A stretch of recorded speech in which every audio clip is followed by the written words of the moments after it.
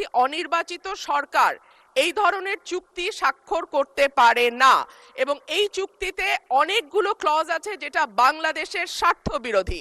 সুতরাং নির্বাচনের পরে যখন একটি নির্বাচিত সরকার আসবে তখন যেন এই চুক্তিটি স্বাক্ষরিত হয়।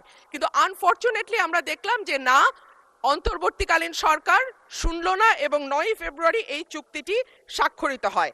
মাননীয় স্পিকার, এই চুক্তির শর্ত অনুযায়ী প্রতিযোগিতামূলক মাননীয় সদস্য, আমার মাননীয় বক্তব্য শুনুন। এটি কোনো পয়েন্ট অফ অর্ডার হলো না।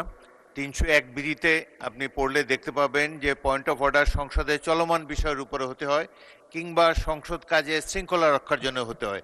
আপনি একটি নতুন প্রশ্ন উত্থাপন করেছেন, আপনি নোটিশ দেন, এটি বিবেচনা করে দেখা হবে। ধন্যবাদ। মাননীয় স্পিকার, একটা মিনিট।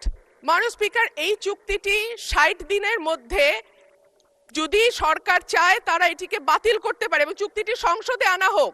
এটি পয়েন্ট অফ অর্ডার হিসেবে গ্রহণ করতে পারছি না বলে দুঃখিত।